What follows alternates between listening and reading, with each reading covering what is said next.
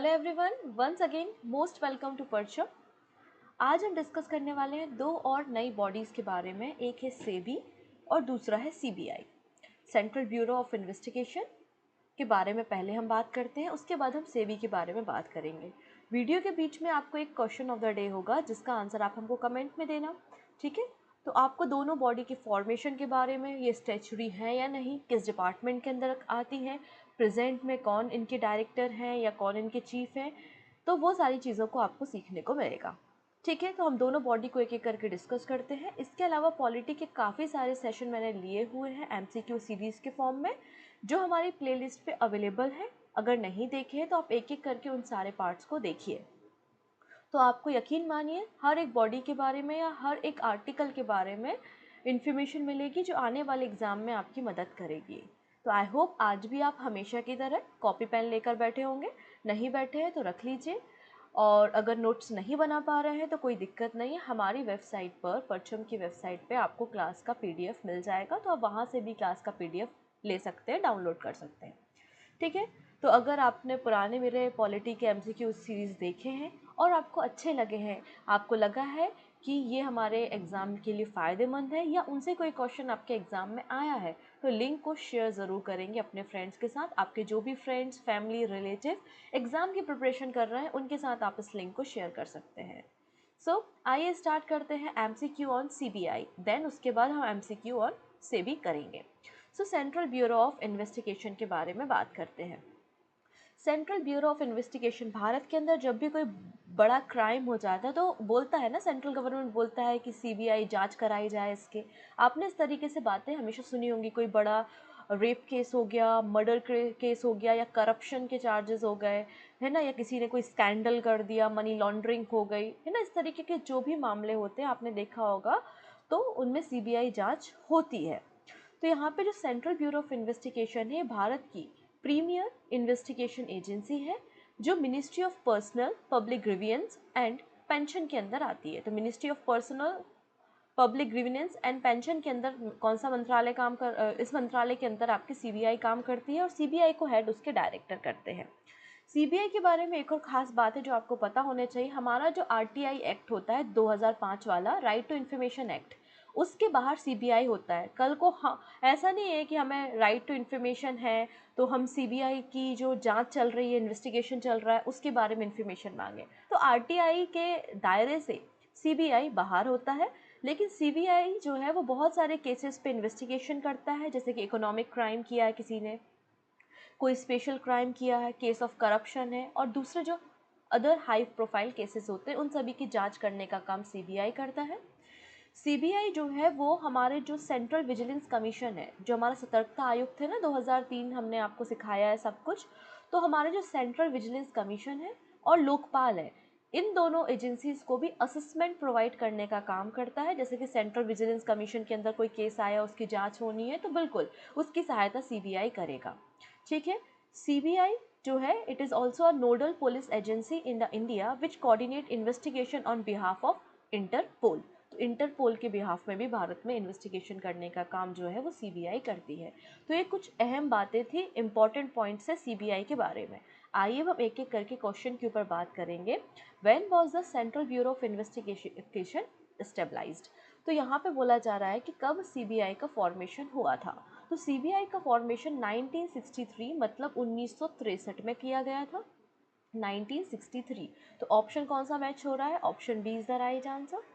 तो यहाँ पे हम थोड़ा सा हिस्टोरिकल बैकग्राउंड देख लेते हैं। जब सेकेंड वर्ल्ड वॉर चल रहा था, दूसरा विश्व युद्ध चल रहा था, 1941 में एक स्पेशल पुलिस स्टेबलाइजमेंट एसपीई बनाया गया था 1941 में, ठीक है। उसके बाद ये जो एजेंसी बनाई गई थी, गवर्नमेंट ऑफ इंडिया ने अंडरटेक कर ली, और गवर्नमेंट ऑफ इंडिया के द्वारा जो भी करप्शन के एलिगेशन लगाए जाते थे और दूसरे दूसरे एरियाज़ में ये कमेटी काम करने लगी, और इसको गवर्नमेंट ऑफ इंडिया ने जो कह सकते हैं टेक ओवर किया, वो Delhi special police establishment act 1946 के अंतर्गत किया गया।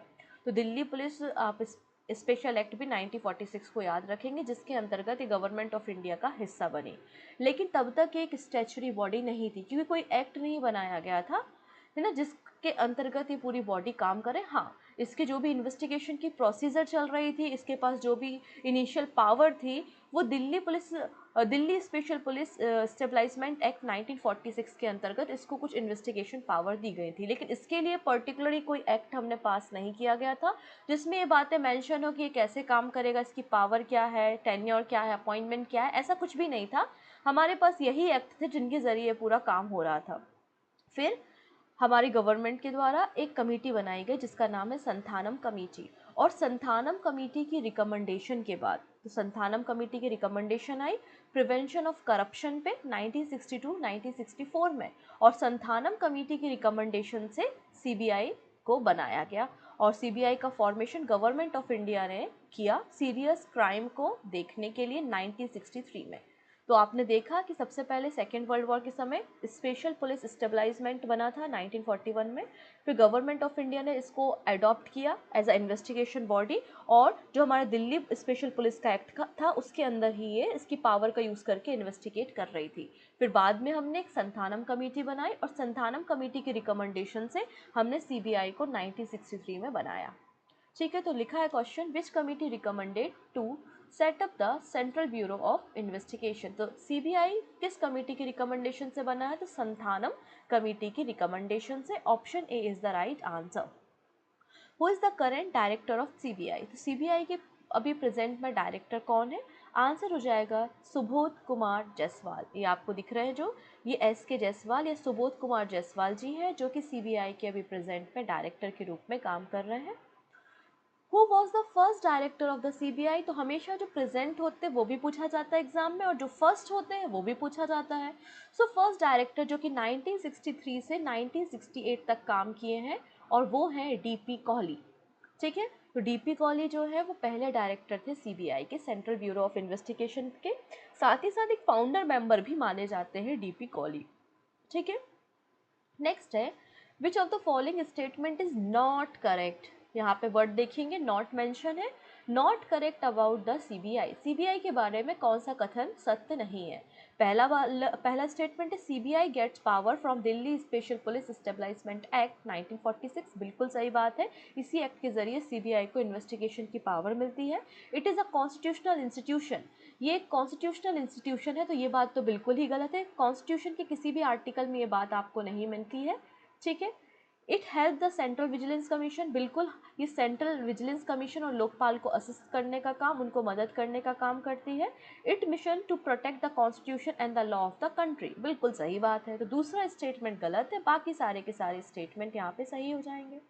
इन which city is the central bureau of Investigation academy located? यहाँ पे हेड ऑफिस नहीं पूछा है, अगर हेड ऑफिस पूछा जाता तो नई दिल्ली है। यहाँ पे पूछा है कि सेंट्रल ब्यूरो ऑफ इन्वेस्टिगेशन की एकेडमी कहाँ पर है, तो ये गाजियाबाद में है। कहाँ है? गाजियाबाद में। ऑप्शन नंबर डी बिल्कुल करेक्ट हो जाएगा। अब सीबीआई के डायरेक्टर को कैसे चुना जाता है? तो जैसे कि मैंने कहा कि दो एक्ट थे हमारे पास, एक दिल्ली स्पेशल पुलिस एक्ट था जो कि 1946 का एक्ट था, जिसके अंतर्गत हमने एडमिनिस्ट्रेटिव और कुछ इन्वेस्टिगेशन पावर सीबीआई को दे के रखी थी।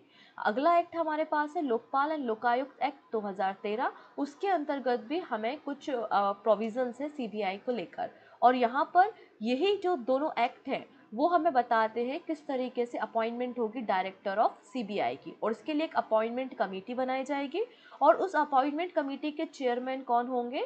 हमारे प्राइम मिनिस्टर होंगे। जो अपॉइंटमेंट कमेटी बनाई हो जाएगी वो 3 मेंबर की कमेटी होगी, जिसके चेयरमैन पीएम होंगे, प्राइम मिनिस्टर होंगे, leader of opposition in Lok Sabha, Lok Sabha में जो अपोजिशन का लीडर होगा वो होगा, और तीसरा chief justice of India CJI, और सीजेआई नहीं है तो कोई जज जो कि सुप्रीम कोर्ट में हो, ठीक है, जिनको नॉमिनेट किया गया हो। तो इस तरीके से ये 3 लोग मिलके एक अपॉइंटमेंट कमेटी बनाएंगे और सीबीआई के डायरेक्टर को अपॉइंट करेंगे।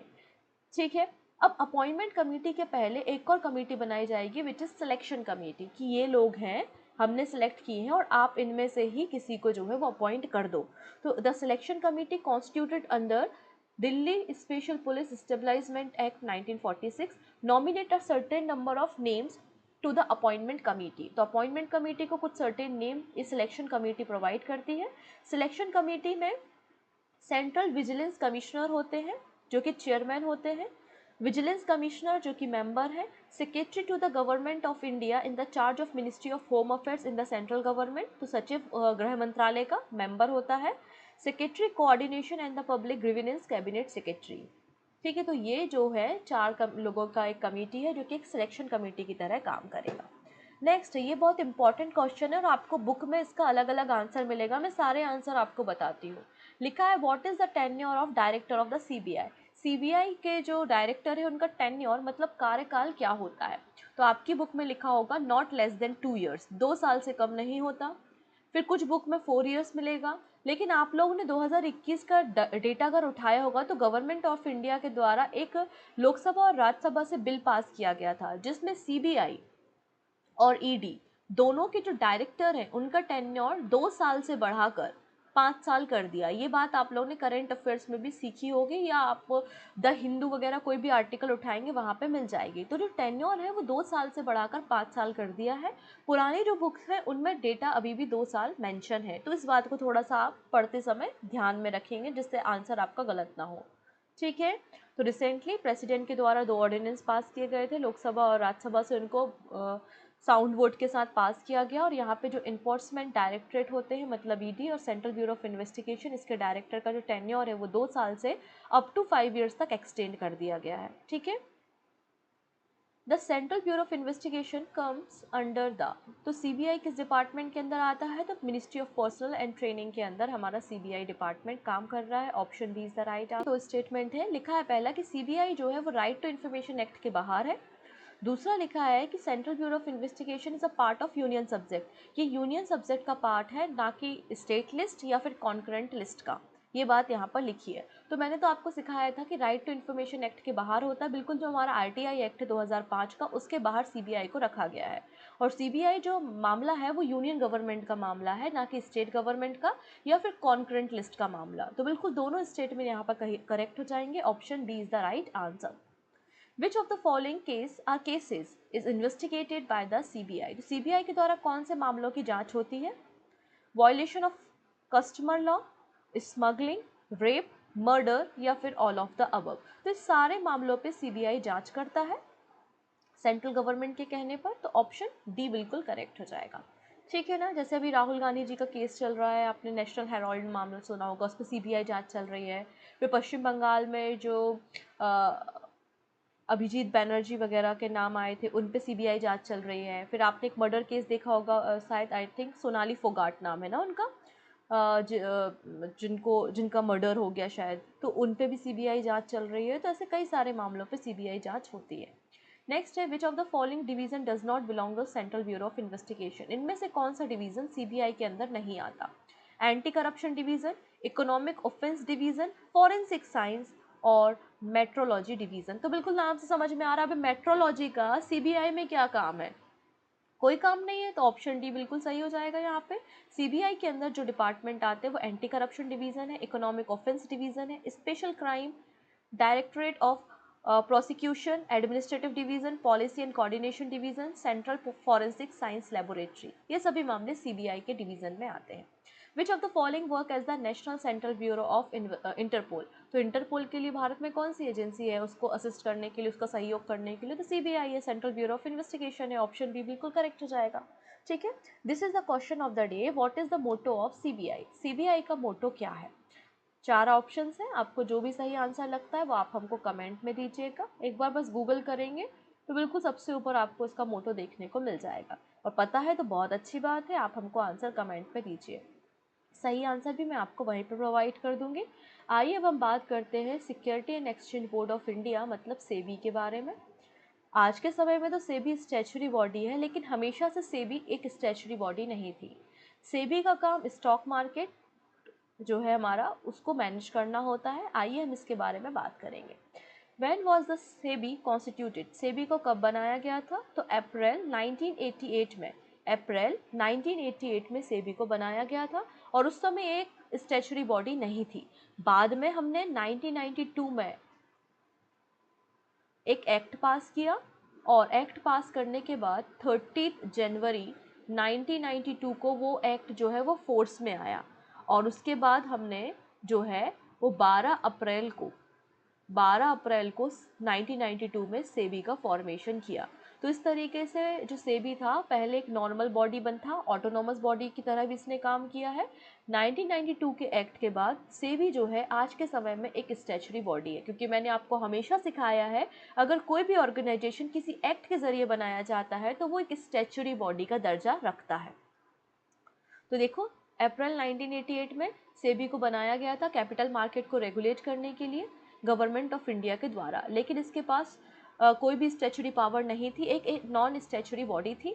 बाद में हमने स्टैचुरी पावर के ज़रिए सेबी एक्ट 1992 बनाया। सेबी एक्ट 1992 के ज़रिए सेबी को स्टैचुरी पावर मिली। सेबी का हेड ऑफिस मुंबई में है। इसके अलावा इसके कुछ रीजनल ऑफिस भी हैं जो अहमदाबाद, कोलकाता, चेन्नई और दिल्ली में है। सेबी जो है वो स्टैचुरी बॉडी कब बना? 12 अप्रैल 1992 को बना under the security and exchange board of India act 1992। तो 12 अप्रैल 1992 का दिन एकदम ही याद रखना है, ठीक है। अब इनमें से कौन सा स्टेटमेंट करेक्ट नहीं है अबाउट सेबी?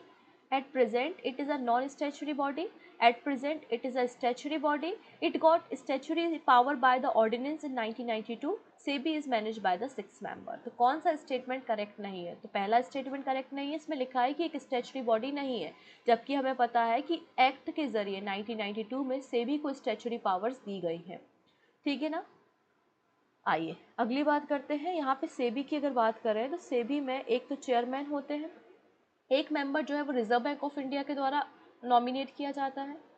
रिमेनिंग जो 5 मेंबर्स होते हैं वो यूनियन गवर्नमेंट ऑफ इंडिया के द्वारा आते हैं, और 3 जो मेंबर होते हैं उनमें से फुल टाइम मेंबर होना ज़रूरी है, बाकी आप पार्ट टाइम मेंबर रख सकते हैं। Who is the current chairman of SEBI? SEBI की करेंट चेयरमैन या फर्स्ट फीमेल चेयरमैन कौन है? तो मधाबी पुरी बुच है। रिसेंटली इन्हें अपॉइंट किया गया है, अजय त्यागी को इन्होंने रिप्लेस किया है। तो ऑप्शन ए बिल्कुल सही हो जाएगा यहाँ पर, ठीक है। अजय त्यागी जी को रिप्लेस करके मधाबी पुरी बुच को हमारी सेबी का पहला फीमेल चेयरमैन मिला है।